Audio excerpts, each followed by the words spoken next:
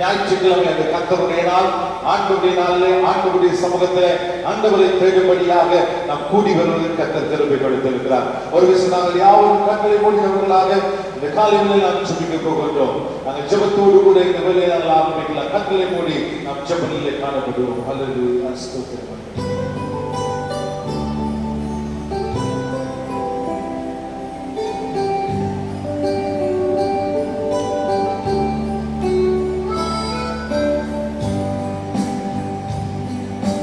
யாக்கோபின் தேவன் என் தேவன், எனக்கென்றும் துணையவரே, என்னாலும் நடத்துவாரே. சொல்லுமா எல்லாரும், யாக்கோபின் தேவன் எனக்கென்றும் துணையவரே,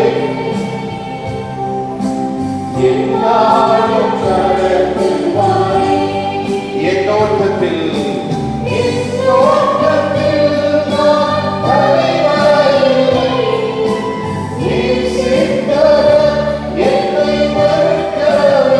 சொல்லுவா, என்னோட்டத்தில் நான் தனிமையில்லை, நேசித்தவர்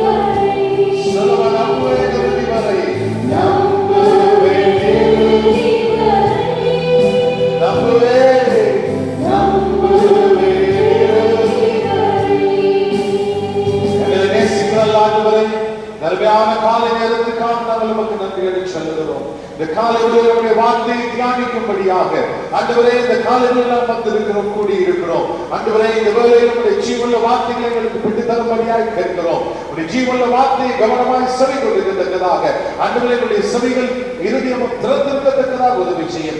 இயேசு மூலம் நன்றியோடு ஜெபிக்கிறோம் நல்ல பிதாவே, ஆமென், ஆமென். அவன் இந்த காலை வேளையிலே நம்முடைய தியானத்துக்கு ஆதாரமாக திரும்பிக் கொள்வோம்.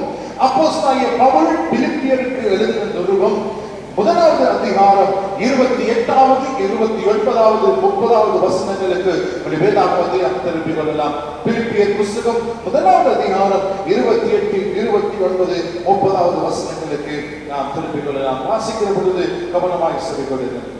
நீங்கள் மறலாதிருக்கிறது, நீங்கள் மறலாதிருக்கிறது, அவர்கள் கெட்டுப் போவதற்கும் நீங்கள் ரட்சிக்கப்படுவதற்கும் அத்தாட்சியாய் இருக்கின்றது. இதுவும் தேவனுடைய செயலே, இதுவும் தேவனுடைய செயலே.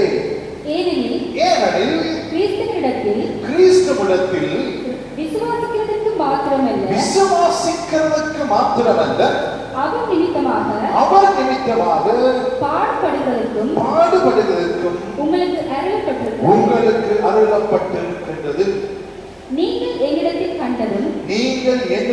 கண்டதும் எனக்கு உண்டென்று இப்பொழுது கேள்விப்படுகிறதுமான போராட்டமே உங்களுக்கும் உண்டு. இந்த அழகிய நிருபத்தை அப்போஸ்தலனாகிய பவுல் பிலிப்பிலே இருக்கிற பிலிப்பு பட்டணத்திலே வாழ்கிறதான தேவ ஜனத்திற்கு, பரிசுத்தவான்களுக்கு, தேவனுடைய ஊழியர்களுக்கு, தாசர்களுக்கு அவர் எழுதுவதை நாம் அவதானிக்கின்றோம். இந்த அப்போஸ்தலனாகிய பவுல் இந்த நிருபத்திலே அநேக காரியங்களை குறிப்பிட்டாலும் இந்த காலையில் இந்த 3 வசனத்தின் அடிப்படையிலே சில காரியங்களை நாம் தியானிக்க இருக்கின்றோம். இங்கே 29வது வசனத்திலே கடைசி வரி இப்படி முடிகிறது, உங்களுக்கு அருளப்பட்டிருக்கின்றது என்று அந்த வார்த்தை முடிவதை நாம் பார்க்கின்றோம். உங்களுக்கு அருளப்பட்டிருக்கிறது. யார் இந்த உங்களுக்கு? இந்த உங்களுக்கு என்கிற பதத்தின் மூலமாக அடையாளப்படுத்தப்படுகிறவர்கள் யார்? அதாவது தேவனுடைய ஜனம், தேவ மக்கள், பரிசுத்தவான்கள், நானும் நீங்களும். ஆகவே எங்களுக்கு உங்களுக்கு அருளப்பட்டிருக்கிறது என்கிற வார்த்தை அங்கே பயன்படுத்தப்படுகிறது. ஆங்கில வேதாகமத்திலே சில வேதாகமத்திலே granted என்கிற வார்த்தையும், சில வேதாகமத்திலே given என்கிற வார்த்தையும் அதற்கு பயன்படுத்தப்பட்டிருக்கின்றது. அதாவது அருளப்பட்டிருக்கிறது என்றால் குறிப்பிட்ட ஒருவருக்கு ஏதாவது ஒன்றை கொடுக்கப்பட்டிருக்கிறது, அல்லது ஈவு செய்யப்பட்டிருக்கிறது, அல்லாவிட்டால் ஒருவருக்கு பிரத்யேகமான ஒன்று, அல்லாவிட்டால் ஒருவரை நம்பி ஒப்புக் கொடுக்கப்பட்டிருக்கிறது என்ட்ரஸ்ட், அல்லாவிட்டால் யாருக்கும் ஒரு காரியத்தை ஒப்புக் கொடுப்பது. இந்த பதங்களை, இந்த அர்த்தங்களை வெளிப்படுத்துகிறதுக்காகத்தான் அங்கே அருளப்பட்டிருக்கிறது என்கிற வார்த்தை பயன்படுத்தப்பட்டிருக்கிறது.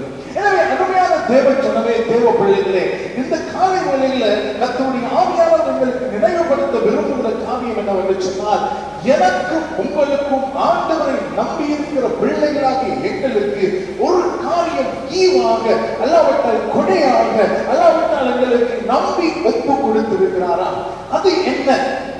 அதுதான் இந்த காலையில கேள்வி. எனக்கு உங்களுக்கு ஆண்டவர் ஈவாக எதை கொடுத்திருக்கிறார்? கொடையாக எதை கொடுத்திருக்கிறார்? எதை ஒப்பு கொடுத்திருக்கிறார்? அந்த 29வது வசனத்தினுடைய ஆரம்ப வரியை வாசித்தால், கிறிஸ்துவிடத்திலே விசுவாசிப்பதற்கு. அருமையான தேவனுடைய பிள்ளைகளை, இன்றைக்கு நானும் நீங்களும் ஜீவனுள்ள தேவனை நம்பி அவரை விசுவாசித்து அவரை சார்ந்து கொள்வதற்கு ஆண்டவர் எங்களுக்கு கிருபை பாராட்டி இருக்கிறார். அது ஈவாக கொடுக்கப்பட்டிருக்கிறது, அது கொடையாக எங்களுக்கு கொடுக்கப்பட்டிருக்கிறது, பிரத்யேகமாக எங்களுக்கு கொடுக்கப்பட்டிருக்கிறது. பாருங்க, இன்றைக்கு நாங்க வீதியில போகலாம், வேலை ஸ்தலத்தில் வேலை செய்யலாம், எங்களுடைய அயலிடம், சந்தைகள், எல்லா இடத்திலையும் சுற்றி பார்ப்போமாக இருந்தால் 80% அதிகமான பேர் ஆண்டவரை விசுவாசித்தார்கள், ஆண்டவரை நம்பார்கள். இவர்களை சுற்றி பார்க்கிறவர்கள் நீங்கள் விரலுக்கு எண்ணக்கூடியவர்கள் ஆண்டவரை, கர்த்தரை நம்பத்தக்கவர்கள், ஆண்டவரை விசுவாசிக்கிறவர்களாக இருக்கிறோம். அருமையான தேவனுடைய பிள்ளைகளே, இதில் இருந்து ஒன்றை நாம் அவதானித்துக் கொள்ள வேண்டும். அவர்களை விட எனக்கும் உங்களுக்கும் ஆண்டவர் கிருபை கொடுத்தார் அவரை நம்புவது. இது கர்த்தருடைய சுத்த கிருபை. அவரை நம்பி அவரை விசுவாசித்து அவரை சார்ந்து கொள்வதற்கான ஈவை, கொடையை கர்த்தர் எனக்கும் உங்களுக்கும் அருளி இருக்கின்றார்.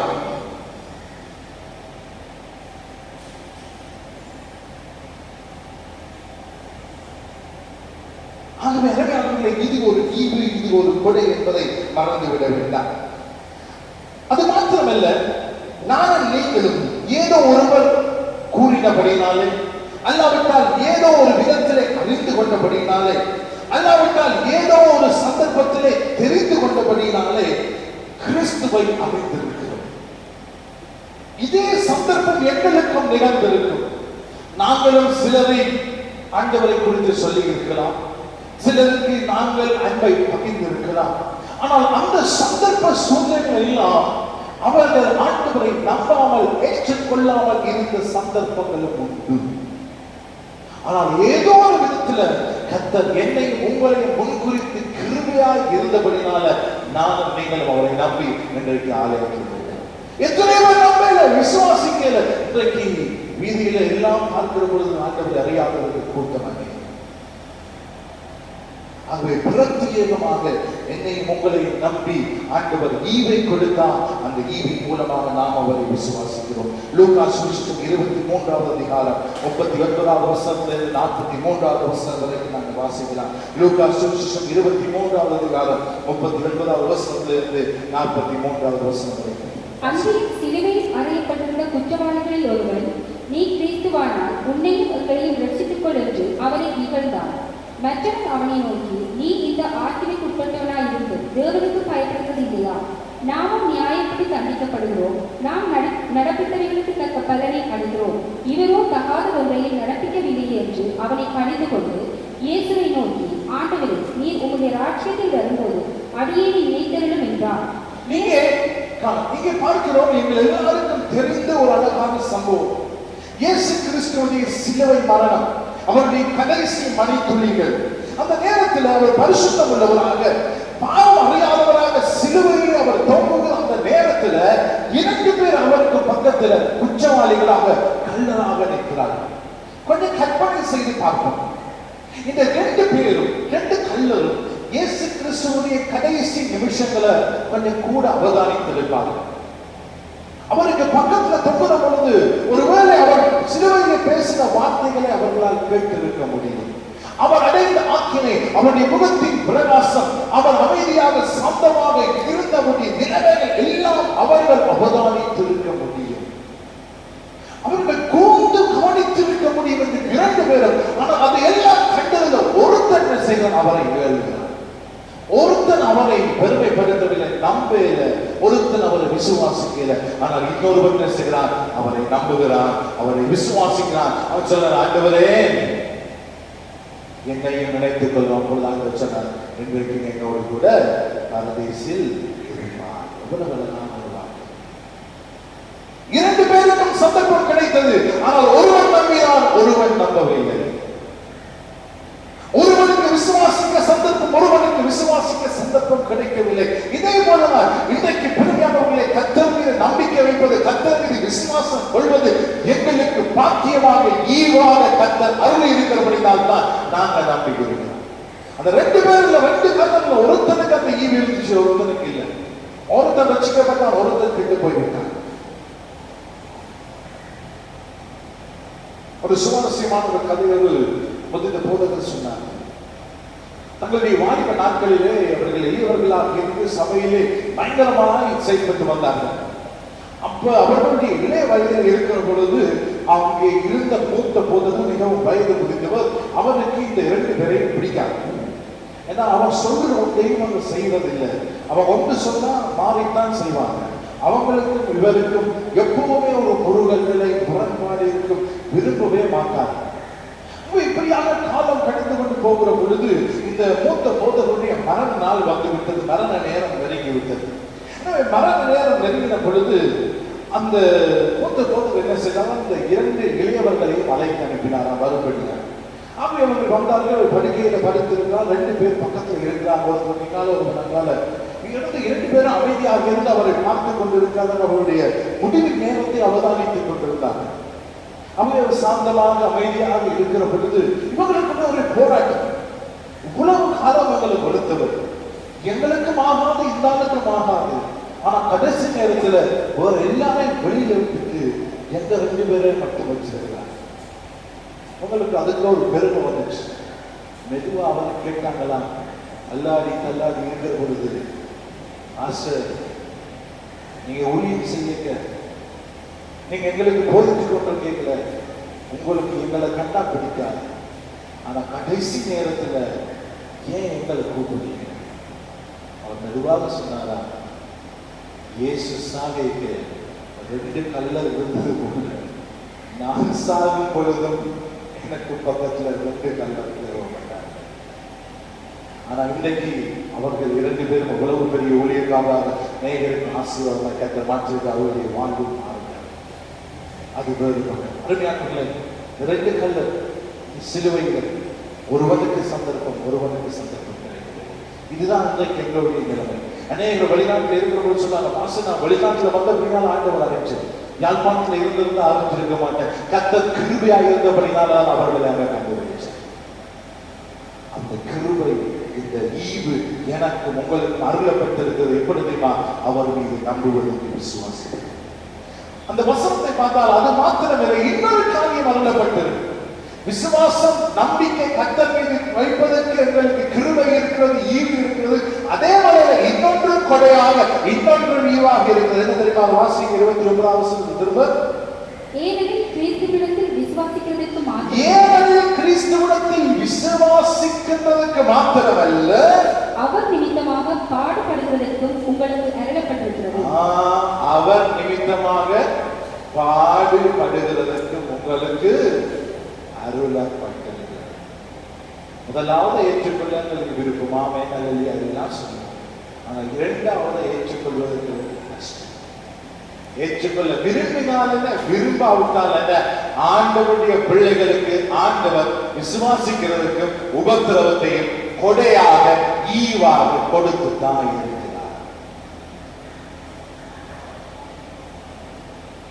விசுவாசிக்கிறதுக்கு உங்களுக்கு கிருபை ஈவு கொடுத்திருந்தால் அதே நேரம் உபத்திரவத்தையும் ஆண்டவர் ஈவாக கொடையாக கொடுக்கிறார். மத்தேயு சுவிசேஷம் 5வது அதிகாரம் 10 முதல் 12வது வசனம் வாசிங்க. மத்தேயு சுவிசேஷம் 5வது அதிகாரம். நீதி நிமித்தம் துன்பப்படுகிறவர்கள் பாக்கியவான்கள். நீதி நிமித்தம் துன்பப்படுகிறவர்கள் பாக்கியவான்கள். பரலோக ராஜ்யம் அவர்களுடையது. பரலோக ராஜ்யம் அவர்களுடையது. எந்நிமித்தம் உங்களை நிந்தித்து துன்பப்படுத்தி பலவித தீமையான மொழிகளை உங்கள் பேரில் பொய்யாய் சொல்வார்களானால் பாக்கியவான்களாய் இருப்பீர்கள். சந்தோஷப்பட்டு கலிகூறுங்கள், பரலோகத்தில் உங்கள் பலன் மிகுதியாய் இருக்கும். உங்களுக்கு முன்னிருந்த தீர்க்கதரிசிகளையும் அப்படியே துன்பப்படுத்தினார்களே. ஒரு அழகான வார்த்தை. மலை பிரசங்கம் என்று சொன்னார்கள் 5, 6, 7வது அதிகாரங்களிலே. இந்த மலை பிரசங்கத்தில் இயேசு கிறிஸ்து தம்முடைய வாயினாலே அநேக வார்த்தைகளை சொல்றார். இந்த வார்த்தை அழகாய் சொல்றார். நீதி நிமித்தம் துன்பப்படுகிறவர்கள் பாக்கியவான்கள், அவர்களுக்குரிய பலன் என்ன? பரலோக ராஜ்யம் அவர்களுடைய. ஆனா சொல்வதற்கு துக்கம் என்று சொன்னார், இன்றைக்கு அநேக நம்மிலே நாம் இந்த வசனத்தை மாற்றிவிட்டோம். இந்த வசனத்தை கொஞ்சம் நம்முடைய வாழ்க்கையில நாம் என்ன செய்துவிட்டோம் என்றால் கொஞ்சம் தெளிவுபடுத்தி கொஞ்சம் மாற்றிவிட்டோம். எப்படி தெளிவுபடுத்திட்டோம்? எப்படி மாற்றிவிட்டோம்? நீதி நிமித்தம் போராடுகிறவர்கள் பாக்கியவான்கள், அல்லாவிட்டால் நீதிக்காக குரல் கொடுக்கிறவர்கள் பாக்கியவான்கள், பரலோக ராஜ்யம் அவர்களுடையது என்பது போல இன்றைக்கு எங்களுடைய வாழ்வு மாறிவிட்டது. சொல்வதற்கு துக்கம். அருமையான தேவனுடைய பிள்ளைகளே, நாம் நீதிக்காக போராட அல்ல, நீதிக்காக குரல் கொடுக்க அல்ல, நீதி நிமித்தம் துன்பப்பட உபத்திரப்பட அழைக்கப்பட்டது.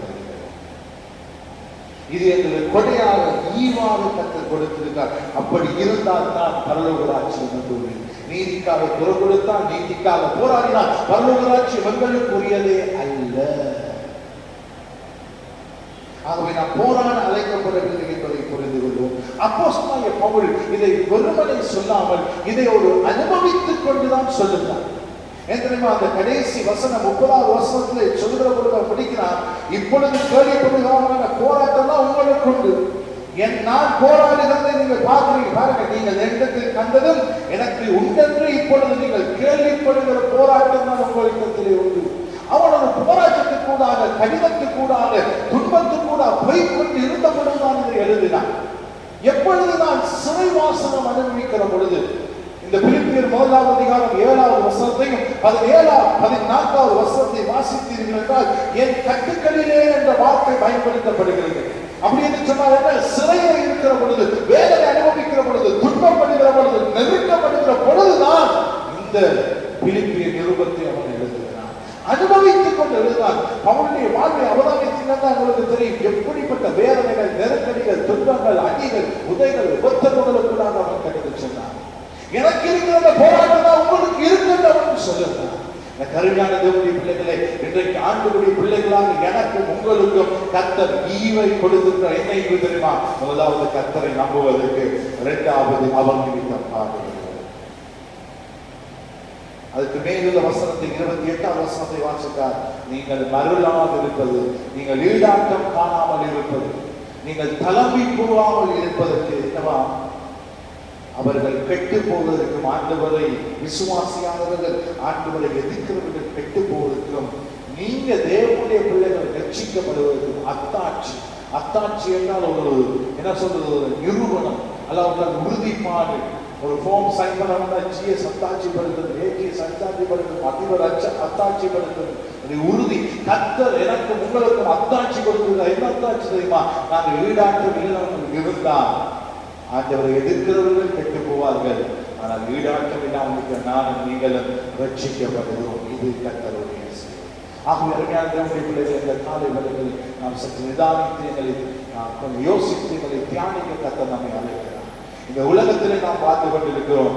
எங்களுக்கு ஈவாக கர்த்தரை விசுவாசிக்கவும் அவர் நிமித்தம் துன்பப்படுவோம் எங்களுக்கு ஈவாய் கொடுக்கப்பட்டிருக்கிறது. நாங்கள் கடந்து சென்ற வாழ்க்கை பாதையிலே நாம் கலந்து விடாதபடிக்கு உறுதியாய் கலந்திருக்கிற பொழுது அது எங்களுக்கு ரட்சிப்பையும் எங்களுடைய வாழ்வின் பாதையின் முடிவு சிலிப்பையும் கொண்டு வரும். அப்படி இல்லை என்று சொன்னால் மற்றவர்கள் அதை பார்த்து கெட்டு போவார்கள், அழித்து போவார்கள். அது கர்த்தருடைய அத்தாட்சியாக இருக்கிறது. இது அப்போஸ்தலனாகிய பவுல் நல்லதாய் வைத்திருக்கிறார். எனவே இந்த காலை வேளையிலே அநேக காரியங்கள் சொல்வதற்கு இருக்கிறதான நேரம் போல நான் முடிக்க விரும்புகிறேன். இந்த காலையெல்லாம் மக்களை சற்று ஆராய்ந்து பார்ப்போம், நிதானித்து பார்ப்போம், கர்த்தரிடத்தில் எங்களை ஒப்புக் கொடுப்போம். கர்த்தர் நிச்சயமாகவே எங்களுக்கு உதவி செய்வதாக கண்களை மூடினவர்களாக எங்களை இந்த காலை வேளையில் நாம் நிதானித்து பார்ப்போம், எங்களை ஆராய்ந்து பார்ப்போம். நாம் கடந்து செல்கிற பாதைகளை கொஞ்சம் யோசித்து பார்ப்போம். இந்த நாட்களிலே கர்த்தர் எங்களை விசுவாசிப்பதற்கும் அவர் நிமித்தம் பாடுபடுவதற்கு ஈவை கொடையை கர்த்தர் கொடுத்திருக்கிறார். அந்த கொடையாகிய பெற்றவர்களாகி நாம் வாழ்க்கை பாதைகளை நடந்து செல்கிற பொழுது வருகிற உபத்திரவங்கள் பாடுகளிலே ஈடாட்டம் காணாமல் உறுதியாக இருந்து நம்முடைய ரட்சிப்பு பூரணப்பட நிறைவேற பிரயாசப்படுவோம். கர்த்தர் நமக்கு உதவி செய்வார்.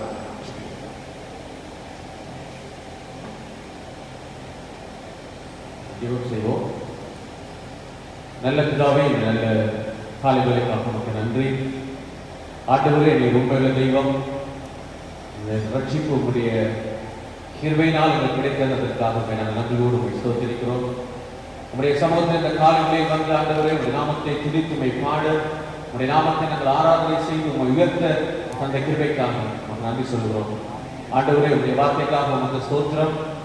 தேவனே, இந்த பொல்லாத கடைசி நாட்களில் எத்தனை விதத்தில் மனம் உள்ளம் உடைந்தவர்களால், பாடுகள் நிறைந்தவர்களால், ஒருவேளை கிறிஸ்தவ வாழ்வின் மீது ஒரு வெறுப்பு, அப்படியான சூழ்நிலையில் கூட ஆண்டவரே நாங்கள் வந்திருக்க முடியும்.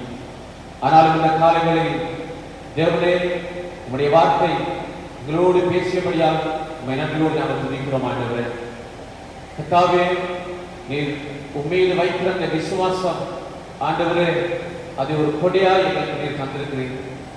எந்த மனுஷனும் கெட்டு போகாமல் நித்திய ஜீவனை அடைய வேண்டும் என்கிற கர்த்தராகிய நீர் ஆண்டவரே எங்கள் எல்லாரும் முன்பாகவும் அந்த ஈவை வைத்திருக்கிற ஆண்டவரே. ஆனால் உங்களுடைய கிருபையினால் அதை நாங்கள் பெற்றுக்கொள்ள ஆண்டவரே உதவி செய்தீர். அதற்காக நன்றி ஆண்டவரே.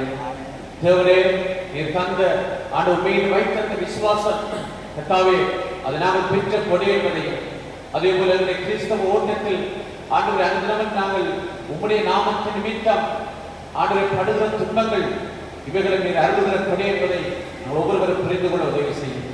பல வேளைகளில் நன்மைகளும் ஆசீர்வாதங்களும் தான் ஆண்டவரை நீர் அருளுகிற கொடை என்று நாங்கள் நினைத்த வேளைகள் உண்டு.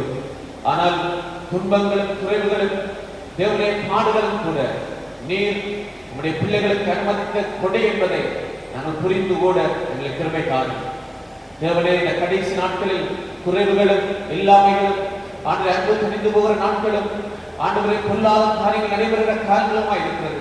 இதன் மத்தியிலும் ஆண்டவரை எந்த ஒரு சூழ்நிலையிலும் ஆண்டவரே நாங்கள் மறலாமல் உமக்காயோடு ஆண்டவர் எங்களை ரட்சிப்பில் நாங்கள் இடராதபடியோடு நீர் பலன் தருகிறார்கள். இந்த கடைசி காலத்தை தேவனை உமோடு கூட நாங்கள் இணைந்து வாழ்கிற வாழ்க்கையை அர்ப்பணிக்க நீர் கிருபை தருகிறார்கள். கர்த்தாவே, உங்களுடைய இரக்கம் அதிகமாக எங்கள் எல்லாருக்குமே கிடைப்பதாக. உங்களுடைய வார்த்தையை ஆசீர்வதிப்பீராக.